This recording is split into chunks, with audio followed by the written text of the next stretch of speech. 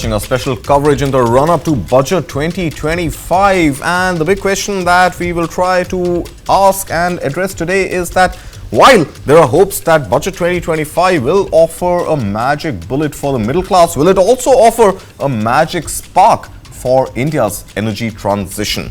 Well, let's look at some of the pertinent questions that we intend to ask on the show today. Number one, will Finance Minister bring back the F.A.M.E subsidy scheme in Budget 2025? Remember, we've seen F.A.M.E in multiple other names and multiple other avatars after F.A.M.E 2 subsidy ended. But is there a case for the electric mobility transition to come back? And is F.A.M.E 3 going to be the ideal tool to bring it back? What about charging infrastructure? Is it time that Budget 2025 gives a real boost and a real fillip to charging infrastructure, something that's critical to the EV penetration and is right now holding consumers back from buying those environmentally friendly, albeit a little costly cars? Now, next up on the agenda today, is there going to be a recharge for the PLI schemes relating to solar panels, batteries and auto components? Remember, these three are already part of the 14 sectors under PLI. But is there going to be a shift in allocation and some rejigging in the PLI scheme to give a further boost to solar panels, batteries and auto components, especially for electric vehicles? Add to that, the Pradhan Mantri Muft Ghar Yojana, solar rooftops for households, as many as 1 crore households. Is it time for the budget, in the interest of fiscal discipline, to rethink the free electricity part, or is there actually time to pump in more and more into making the solar rooftop scheme more popular?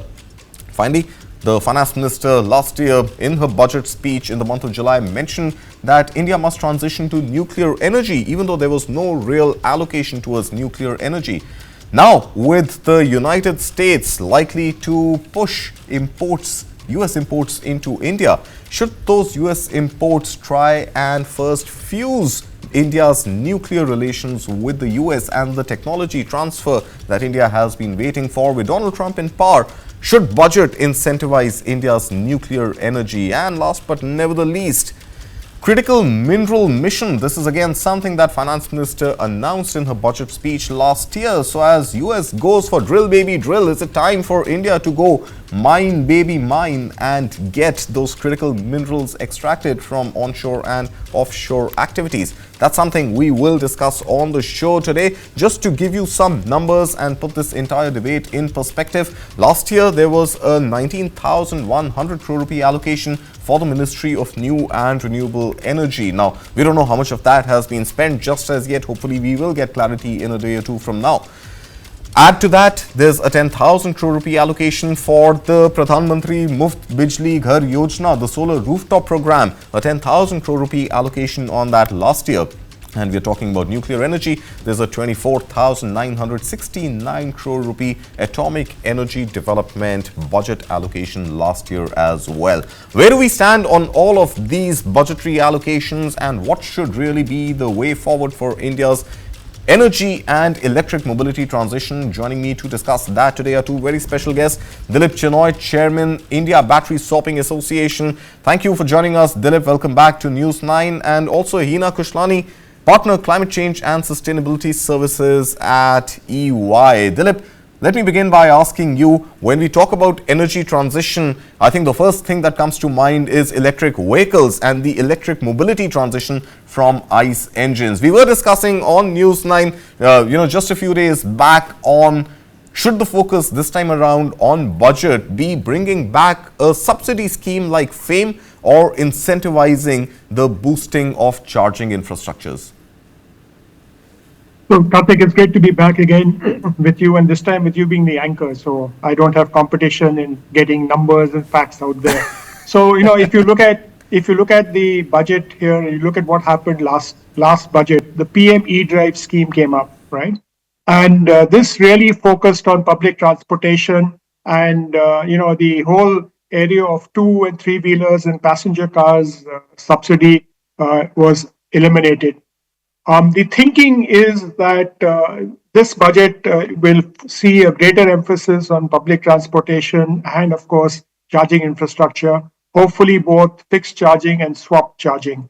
So the idea here would be to address the huge installation costs and capital costs upfront for the charging infrastructure, and also directed to specific areas and specific cities as you see that happening. Also linked to this whole space are the two PLI schemes, the alternate cell chemistry and the PLI for vehicles.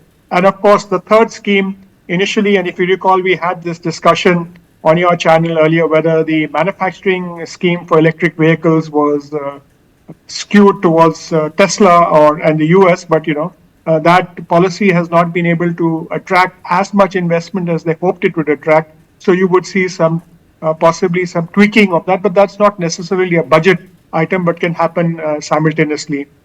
Okay. So net, enhanced focus on PM e-drive, hopefully inclusion of greater focus on charging, and of course, looking at streamlining and increasing allocations for the alternate cell chemistry and the manufacturing of electric vehicles in this budget.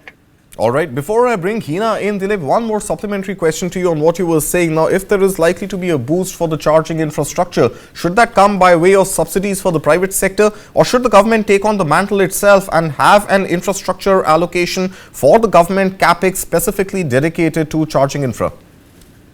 Yeah, Kartik, a very interesting thing has happened over the last 1 year. Most of the oil companies have actually gone into joint ventures with battery swap, battery charging infrastructure areas. So I think by pushing them rather than the government getting into charging infrastructure, because there's a lot of other challenges involved, right? So I think it'll be good to allow joint ventures in the private sector to take this initiative. But I think the government has to create a mechanism with the states, because a lot of the charging infrastructure is stalled or is very high cost because state energy policies, whether they, some of them charge industrial tariff for the electricity, others, involve setting up transformers. So how do you actually streamline this across the different states and encourage the states to also support the central schemes? Will be a key transition that you will see this year. The ministry is aware of it, the government is aware of it, Niti Aayog is aware of it. Yeah. In fact, in the last meeting that Minister Goyal took with everybody, this is a big issue which came up. Hopefully, this is a better way to address it than the government getting into putting up e-charging stations. All right. Right, sure. Heena, let me bring you in and let's open this up a little bit beyond Budget 2025 and really look at a macro 35,000 feet view on what's happening in the world. And when you talk about what's happening in the world, what is happening in the world right now is Donald Trump. And Donald Trump is going drill, baby, drill, and has called climate change to be absolutely bogus. Do you think any of Donald Trump's Trumponomics and Trump thinking is likely to influence what happens in the overall climate change, energy transition space in the world, more so in developing economies like India? Thanks, Kartik, for having me. It's a pleasure. Frankly, I'm not sure if anyone in the world other than Donald Trump has an answer for this, or even probably he doesn't. The reality is that Trump is placing US economy at the top. And in order to boost the economy in the short term, they're going back to the old ways, right? And hence trying to the drill, baby, drill, and some of the other measures like removing the EV subsidies. Now, the EV subsidies in the US were not necessarily as effective in the short term if we look at it. I mean, last year, I think EV sales in the US went up by just 7%. So I think overall, what they're trying to do in the US is definitely placing their economic growth first. How is this going to impact the rest of the countries, and specifically emerging economies like India, where I think in the previous COP29, we made it very clear that we're looking for a certain amount of financing support from the developed markets, right? I mean, in India took the baton on behalf of all the emerging markets to be able to fight for that. Now, at the end of the day, the 300 billion that has been mobilized, right now, there is a bit of a question mark on how that can come. But with that being said, the general sentiment on foreign financing, or the general sentiment on if the other countries, especially the European Union, is going to continue with the measures that they are, it seems to be yes. We have not seen any I would say, any evidence so far to say that the momentum in the rest of the countries is going to change anytime soon. All right. With that being said, the reality remains that we should, I mean, in an ideal case scenario, we should continue the momentum, because if one of the largest economies in the world is looking to step back, the others have to step up, Right. I mean, because at the end of the day, climate change does impact everyone. All right. Yeah. So hold your thoughts there, Heena. I'll come back to you specifically with the solar rooftop and the nuclear energy program, but I want to bring back Dilip here. And Dilip, I want to understand from your experience, being head of CAM and overall dealing with the government across various, positions that you've held in your career. I want to understand from you, brass tacks, what is the sole goal or the more important goal of India's push for energy transition? Is it addressing climate change? Because that obviously makes great global headlines. Is it really caring about the environment when we talk about pollution and tailpipe emissions, and hence, moving away from fossil fuels and adopting greener, cleaner energy sources? Or simply put, is it about reducing India's import bill? And if we have a clear prioritization, it might help the government channelize policies accordingly. I think, Kartik, it's actually all three, and they're prioritized very differently. So if you look at the import bill for oil, the transport sector initiatives that they're taking, whether it is F.A.M.E, e-drive, alternate cell chemistry, the manufacturing of EVs, the ethanol blending, that's a big program, the flexi fuel vehicles, etc. So all that is aimed at reducing the oil import bill. So, that's one bucket. The second thing is that, we have committed to the Paris goals. We are ahead of that. We have huge ambitious targets to go into renewable energy, 500 gigawatts by 2030, 680 gigawatts by 2032. And, remember, this government is going to be there till 2029. So all of these targets have to be achieved in this period. And therefore, the second really thing is on the solar thing. And again, we don't want to land up importing lithium. We don't want to land up importing solar cells. So you have the PLI scheme for solar. You have the mineral exploration policy and critical mineral exploration policy for lithium and alternate cell chemistry here. And then, of course, as a country, we're going to net zero by 2070. We've committed that goal. So the climate change is there. And, we are going to be impacted very, very significantly by climate change, and agriculture is an important sector. And therefore, you saw in the last two budgets, the finance minister actually talking about climate resistance agriculture and kind of programs to actually address the climate impact on agriculture. And you'll see some more of that in this budget 2025. All right. Well, Heena, let me bring you in now. Let's talk specifically about some of these sectors and some of these areas that Dilip just mentioned. Let's begin with the solar rooftop program. Now, remember, this was announced a few weeks before Budget 2024. In fact, in the run-up still to the elections of that were held in the month of May, Prime Minister Modi had announced 1 crore houses to put up solar panels and get free electricity. Now, while free electricity was a great election campaign, do the economics of that work out well? I understand you need to incentivize the population to make those investments, even though those investments are subsidized. But do you think gradually it's time to phase out those subsidies for households that have installed the solar panels already and have them running for almost a year now? So frankly, I think, Kartik, a year is a little too less when it comes to some of these programs, right? I mean, what has happened, and I believe, so the reality is the scheme that was announced last year was actually a revamp of a scheme that was announced 2 or 3 years ago. And there were some issues in terms of how these residential solar rooftops were being deployed previously. And then the revamped scheme that was launched last year has taken off. I mean, I think there's been 50% increase in the residential solar rooftop market in India, which is fantastic, right?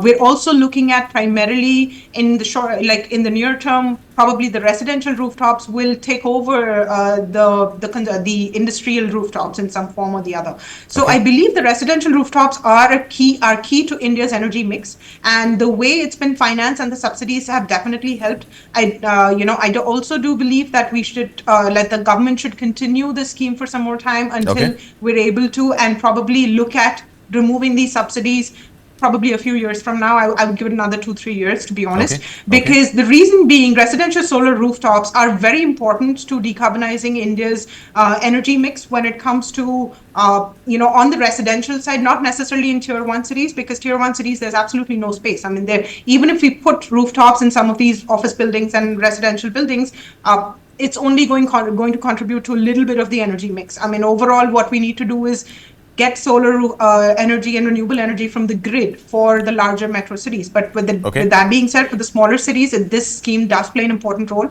And hence, I believe not removing it anytime soon is important so that we can achieve our targets. All We're right. still really away from achieving our 50% energy mix by 2030 for renewables. Right, of course, that's a long way to go, and we hope we'll get there someday. But it's a double-edged sort of advantage for India. You are subsidizing and pushing for solar rooftop panels to be installed across crores of households, but at the same time, you also have a PLI scheme that incentivizes building of these solar panels. But Dilip, if data serves me right, I know you told me that data should be my job today, but if data serves me right, one of the key items that we continue to import from China happens to be these solar voltaic cells and solar panels. Have you seen in the last 1 year or so there has been enough manufacturing fillip to making these solar panels in-house? I think, Kartik, if you look at the trends, this is very important because it takes time to start up an investment in this whole process and take it forward. You are seeing increasing manufacturing happening today. And the long term, just to add this bit to what Heena was saying, the long term benefit of a solar rooftop scheme is that you can eliminate the subsidy that has been given to each household. The 300 rupees subsidy, from the normal grid. So that's a long-term challenge or a long-term objective there. But in terms of solar panel manufacturing, phase 1 was not that too good. They announced phase 2.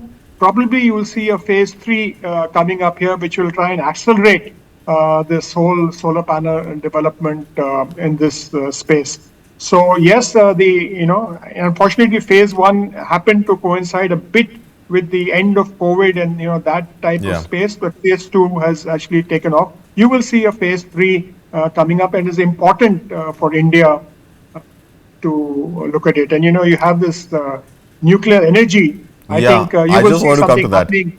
Right. You will see something happening in that space, Right. So, Heena, share your thoughts on the nuclear energy, because this is something that was mentioned in the budget last year. Well, we didn't know at that time whether Donald Trump is going to come to power or not, but India's India-US nuclear deal, the civil use of nuclear energy deal has been pretty much in a limbo since 2008. We haven't really seen much activity for the last 16, 17 odd years since the deal was signed. Now with Donald Trump in power, wanting to push American exports, are we going to see some transfer of technology? And is this the opportune time to play to India's own energy transition, as well as at some point, go ahead and shake more hands with Donald Trump and get some nuclear energy technology from the US? How should the whole nuclear energy transition play out, and what can budget do for that?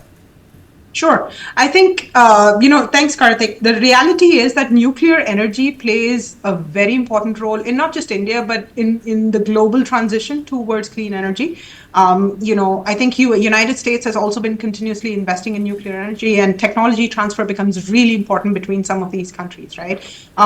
With the recent announcement from Donald Trump a few days ago, I think this is the right move and definitely the right time for India to start investing in nuclear energy. I think what's the few changes in the last 6 months that we've seen in the Indian nuclear energy landscape is definitely that they're inviting, it's not just a public sector play anymore. I think what we're looking to also do is invite some of the private sector to be able to invest in the nuclear energy mix. I think that's fairly recently, I think on 31st December, this was announced, where NPCIL actually has asked for the small nuclear reactors to be developed. And so this is very interesting that there is a strong private sector play in the nuclear energy market space in India as well. But with that being said, it does require a lot of support on technology transfer. It does require a lot of support on public-private partnerships, even in terms of investments and how this energy will be run. and how it plays out. So this is frankly just the beginning, and we hope that there would be a little more support towards developing this sector in India, because like I said, I mean, if we want to achieve net zero by 2070, nuclear energy plays a really important play, Right. not just in India, but we've seen that nuclear fusion technology is also being incentivized and supported in the United States and some of the other countries. So That's being right. able to get that technology transfer, we need a certain amount of support from the government in India, and we hope to get that in the budget this year. Yeah. All right. Well, all hopes are pinned on that tech transfer to come through by way of some policy measures that could be introduced in the budget. But Dilip, let's go back in the interest of time. We're just a few minutes away from closing the show, but let's move back to where we started from. We were talking about electric vehicles when we started this discussion, and during the course, you also mentioned lithium imports into India, and that is something that that we need to, from a policy perspective, try and contain. But the simple question is that, is this budget going to really go ahead and make mine baby mine a policy? Do we need to go and mine our own mineral bases? Remember, there was a news item that there were reserves of lithium found in J&K, but we really didn't see any excavation activity take place. So is this time to actually try and figure out what are the minerals, what are the mines that we have? Do we have enough lithium? And can we really stop our lithium imports in the interest of India's electric mobility? Kartik, in the interest of time, two quick bullet points. First, in the last 1 year, a lot of work has been done about the mineral reserves here. The Ministry of Heavy Industries actually set up a group. They'll set up these 12 groups in different parts of electric vehicles. They'll set up a group on mining. The mining budget also will see some significant inputs here. You will see the overall number. The budget will give an overall number. I don't know whether it'll figure in the speech, but there is a renewed drive to see not only lithium but cobalt, nickel, the other minerals and metals that are required in this whole space. Right. You will see that happening. All right. Well, let's leave it at that. Dilip Chenoy, Chairman, IBSA, and Heena Khushalani, Partner, Climate Change and Sustainability Services, EY. Pleasure having you both with us right here on News 9. And of course, we would love to have you back on Budget Day as well. With that, it's a wrap from my side. Thank you very much for watching.